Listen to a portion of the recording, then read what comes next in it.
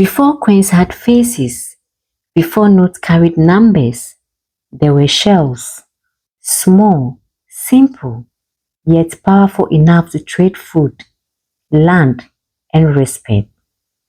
These are cowries. Once upon a time, these shells carried great power. They bought food, they bought clothes, and they even bought respect. Today, their meaning goes far beyond trade. They speak of identity, beauty, heritage, and spirit. I'm Fafa Bankas, and this is the Icons Show. Join me as we explore the journey of cowrie from trade to tradition. In the olden days, cowries were currency. They bought food, they bought land, they earned respect. Wealth was not counted in paper, it was counted in shells. Cowries were never just money, they were identity.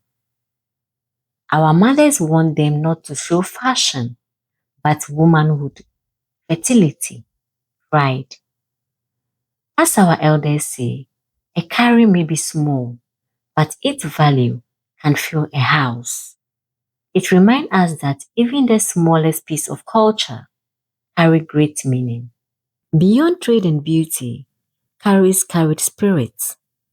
They were used in prayer, in protection, in divination. Beyond the trade and beauty, cowries carries the spiritual side. And today we are here with someone special to enlighten us about the spiritual side of cowries. Welcome, Nana. Yes, thank you very much.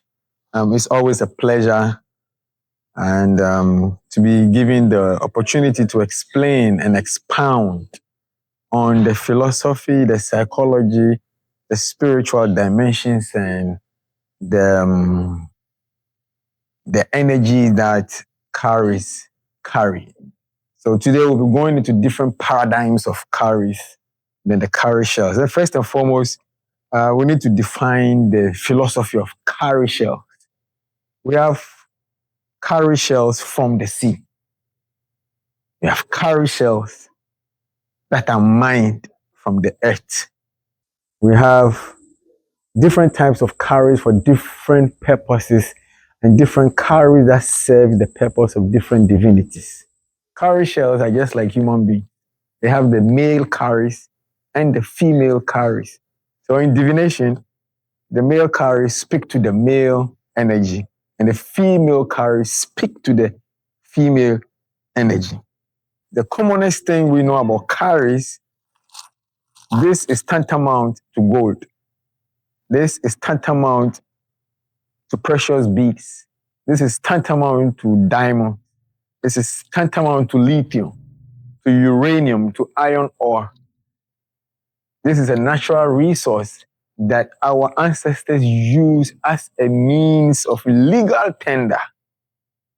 So before 1 cedis and your 2 cedis and the 5 cedis and the 10 cedis came into effect, before paper money, this was legal tender.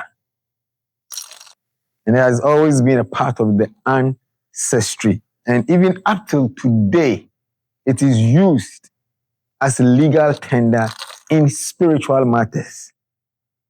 So sometimes certain divinities require or demand the cowrie shells as payment, as opposed to modern coins, as opposed to modern paperwork. The cowrie shells in Africa, we have different names for it. In Ghana, we call it sidie. Sidie. In Yoruba, it is called aje. Aje. And you can also, in Hausa, they call it farin kudi. Farin means white. Kudi means money. So in Hausa, this is farin kudi. And out of the sidie, the cowries, that is where Kwame Nkrumah adopted the name Sidi. Sidi, as opposition to the British pound. Cowrie shells can never go out of style and can never go out of fashion. Everything is designated for a purpose in the universe. The cowrie shells act as the spiritual communication tools. When we throw them in divination, the way they are formulated, the way they the way they fall, the patterns that they create. The patterns that they create become their language because the cowries also speak a language and there is no divinity on earth.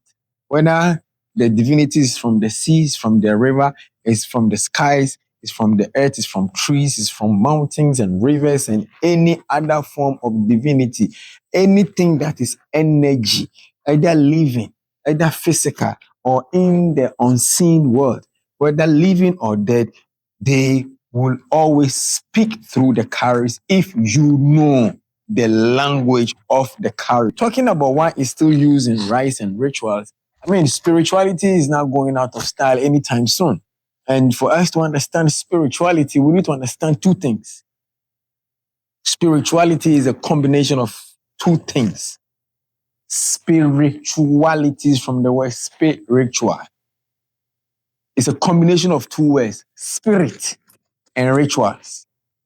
Spirit is different from rituals. Rituals is different from spirit. But when you put the two together, you're going to get spiritual. The rituals that we perform on a daily basis, on a weekly basis, on a monthly basis, on a yearly basis goes a long way to activate and reinvigorate our spirit. So if you wake up in the morning and you pour libation as your ritual, what does it do? It invigorates your spirit. It connects you to your spirit. Some people also they will pray in the morning, with the Bible, read their Psalms. It also a ritual. And it has an end product. The end product is to enrich their spirit. Some people they will do their aloala and then pray 5 times a day. It is ritual that also what enriches their spirit. To some, cowries were not ornaments, they were voices. Today, the cowrie has found a new voice through fashion, art, and design. Today, we are in Nima Market to get a deeper understanding about the trade and market side of cowries. Follow me.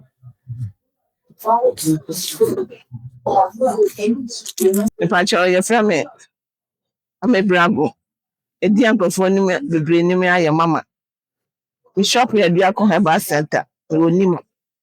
Wei yɛfrɛ ne sɛdeɛ tete yɛ nananom pɛn so na ɛno nana ɔmode tɔ adeɛ a ɛyɛ sika a yɛdi. Enti ɛyɛ adeɛ a ɛsom bo. Onyankopɔn abɔdeɛ no ɛno nso ka ho bi. Na ɛno akyi no etwa mu no yɛde yɛ nneɛma bebree sɛdeɛ no. Yɛde yɛ nneɛma bebree yɛ nananom akɔmfoɔ ɛne ɔmo a mmusa adeɛ no ɔmo de yɛ. Obi wɔ nom a wokɔ ne nkyɛn na biribi haw a yɛfrɛ ne sɛ ɔbɔ mfuturo. Ɔde nɔte egu a ɔde sɛdeɛ no gu so. Obusa ɛwɔ mu ɛma ne haw no wohu na mmoa bi a ɔwɔ no na ɔde aboa wo. Akɔmfoɔ nso eyi so. Ɛnɛ yɛman yi aba yi nso bebree bɔ ɔmo ti a ɔmo de hyehyɛ mu. Adeɛ koro wɔ yi ara nso ɛsɛ yareɛ. Wotumi de bɔ ɔho ban. Yɛma no nso yɛ bo na yɛnhwɛ ne yie. Nkurɔfoɔ nso ba bɛtɔ kɔyɛ nneɛma bebree. Nyankopɔn de ama yɛn Ghana yɛwɔ ade pa. Nti ɛwɔ sɛ yɛhwɛ so yie. Yɛma no nso yɛ bo. Mmorɔfo koraa yɛ bi rɔba ɛwɔ mu nanso ɛno ntumi nyɛ nea ɔdoma nkoma adeɛ no a waba ma yɛde yɛ adwuma no. Mene ankanka sɛ deɛ yɛntumi nni. Sɛ ɔman no nyinaa obiara di pipa nti yɛntumi nni. Na me de nka menim sɛ wɔntumi wɔ mu. Nti na ɛsom bo ma yɛn. Ɛnɛ pipa yi koraa yɛmmu no. Yɛnkanka ne yɛtɔn adeɛ yi. Yɛtɔ bɛkorɔ ho. Yɛdi fufuo ne yɛde ahyɛ mu na asɛe no. Nso ɛtɔ fam a wobɛfa. Ɛtɔ kyɛm koraa wobɛfa. Ɔpepa ho fine. So nneɛma bebree bi wɔ hɔ a yɛgye ayi so ama ɛno nso ka ho na yɛwɔ ahokyere mu. Nti sika no yɛde tɔ deɛ na wosom koraa kɛkɛ koraa a nkwasisi a koraa yɛgye ayi so wosom a wotumi sɛ biribi wɔ mu a ɛsom bo. What once symbolized trade now symbolizes creativity. I wear it not just as fashion, but as connection to the women before me who wore it with pride. From villages to cities, from the coastline to the highlands, everyone has their own story of the carry. Some see faith, some see fashion. Together, they remind us the carry is timeless. The story of the carry reminds us that value is not always in size or shape. It lives in meaning, in memory, in identity. Carries remind us that value is not always loud. Sometimes it is small, patient, and enduring. I'm Fafa Bankas. This has been the Icon Show. From trade to tradition, from sea to soul, we tell our stories, one show at a time. Let's keep telling our own stories. Koklo ho mek biauna koklo. Miva miyi afe.